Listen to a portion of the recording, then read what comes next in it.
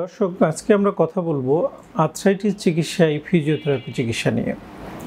আসলে পরিসংখ্যানে দেখা গেছে বিশ্বের বিভিন্ন দেশে এই আর্থ্রাইটিসের বিভিন্ন রকম ধরন আছে, তবে ওয়ার্ল্ড ওয়াইড প্রায় 100 বা তার অধিক ধরনের আর্থ্রাইটিসের পরিসংখ্যান আমরা দেখতে পাই।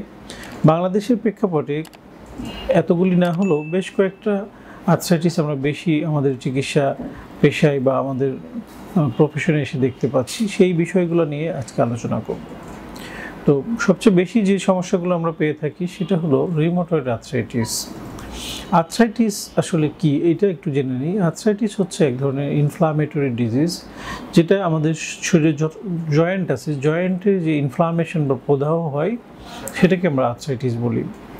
তো কী কী আর্থ্রাইটিস আমরা বেশি পাই তার মধ্যে rheumatoid arthritis, osteo arthritis, gouty arthritis, তারপর আমরা স্পাইনে একটা আর্থ্রাইটিস বেশি পাই, স্পন্ডাইলো আর্থোপ্যাথি বা অ্যাঙ্কাইলোজিং স্পন্ডালাইটিস, সিস্টেমিক লুপাস ইরাইথমেটাস বা এসএলই নামে এই কয়েকটা ডিজিজ আমরা বাংলাদেশের প্রেক্ষাপটে একটু বেশি পেয়ে থাকি। এখন রিউমাটয়েড আর্থ্রাইটিসটা কি? রিউমাটয়েড আর্থ্রাইটিস হলো আমাদের এক ধরনের অটো ইমিউন ডিজিজ, যেটা আমাদের শরীরের ছোটো ছোটো জয়েন্টগুলোতে অ্যাটাক করে। স্পেশালি হাত পায়ের ছোটো ছোটো জয়েন্টগুলো ব্যথা হয়, ফুলে যায়, মানে রেডনেস চলে আসে, মুভমেন্ট করতে অসুবিধা হয়। আর এই ব্যথাটা স্পেশালি সকালের দিকে বা মর্নিংয়ে খুব বেশি থাকে। সকালে ঘুম থেকে ওঠার সময় ব্যথাটা অনেক বেড়ে যায়, কিছুক্ষণ হাঁটাচলা করলে আবার স্বাভাবিক হয়ে যায় বা কমে যায়। তো এটা আর্লি স্টেজে এই ধরনের উপসর্গ থাকলেও পরবর্তীতে একটা সময় যে পেইনটা কন্টিনিউয়াস বা সব সময়ই থাকে। এই রোগটা মূলত ইয়াং এজে প্রথম ধরা পড়ে, যেমন 18 থেকে 25-30 বছর বয়সের মধ্যে, এবং এটা একটা লাইফ লং ডিজিজ, যেটা একবারে নিরাময়যোগ্য রোগ নয়। দ্বিতীয়ত যেটা আমরা বেশি পাই সেটা হলো অস্টিও আর্থ্রাইটিস। অস্টিও আর্থ্রাইটিস হলো এটা বড় বড় জয়েন্টের ইনফ্লামেশনগুলো হয়ে থাকে, স্পেশালি যেমন আমাদের shoulder joint, hip joint, knee joint, ankle joint, spine যেটা ঘাড়, কোমর, যেখানে আমাদের মুভমেন্ট বেশি হয়, নড়াচড়া হয়, এই সব জায়গাগুলোতে এটা হয়। এটা একটা ডিজেনারেটিভ ডিজিজ, যেমন বয়সের সাথে সাথে আমাদের চুল পেকে যায়, এরকম হাড়ের এই ক্ষয়গুলো হতে থাকে। জয়েন্টের ভিতর যে আর্টিকুলার কার্টিলেজ থাকে বা যে সারফেস থাকে, এগুলো ইরোশন হয়, ক্ষয় হয়, এক ধরনের সাইনোভিয়াল ফ্লুইড থাকে, সেগুলো কমে যেতে থাকে। এই ডিজিজটাকে আমরা ডিজেনারেটিভ ডিজিজ বা অস্টিও আর্থ্রাইটিস বলে থাকি। তৃতীয়ত আমরা যেটা পাই, যেটা আমরা বলি গাউটি আর্থ্রাইটিস বা গাউট, এটাকে বাংলায় গেটেবাত বলে। এইটা রোগের উৎপাত মানে শুরুটা হয় এইভাবে যে আমাদের শরীরে ইউরিক অ্যাসিড নামে একটা উপাদান থাকে, সেটা যদি বেড়ে যেয়ে থাকে তখন এটাকে আমরা গাউট বা গাউটি আর্থ্রাইটিস বলি।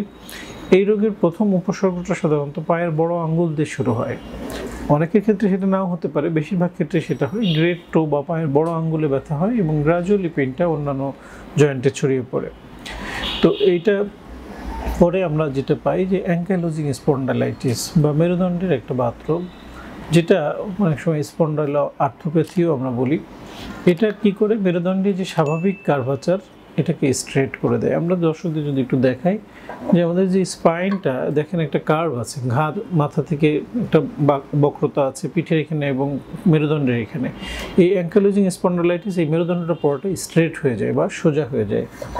তো এই কয়েকটা ডিজিজ আমরা বেশি পাই। এছাড়া সিস্টেমিক লুপাস ইরাইথমেটাস নামে আরেক ধরনের বাতরোগ আমরা পাই, যেটা খুব রেয়ার, তবে কিছু কিছু মানুষ আমরা পেয়ে থাকি।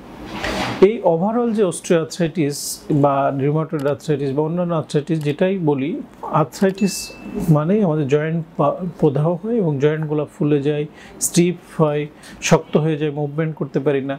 এই ক্ষেত্রে ফিজিওথেরাপি খুবই গুরুত্বপূর্ণ ভূমিকা পালন করে। যেমন কিছু ওষুধের প্রয়োজন রয়েছে, পাশাপাশি জয়েন্টগুলোকে স্বাভাবিক রাখার জন্য ফিজিওথেরাপির বিকল্প নেই। ফিজিওথেরাপির মাধ্যমে জয়েন্টের ইনফ্লামেশন কমানো, জয়েন্টটাকে আবার স্বাভাবিক মানে করে নিয়ে আসা, তার স্বাভাবিক মুভমেন্টে সাহায্য করা, এই সমস্ত ক্ষেত্রে ফিজিওথেরাপি খুব চমৎকার ভূমিকা পালন করে। এবং আপনি জানেন যে ব্যথানাশক ওষুধগুলা দীর্ঘমেয়াদী খাওয়া যায় না।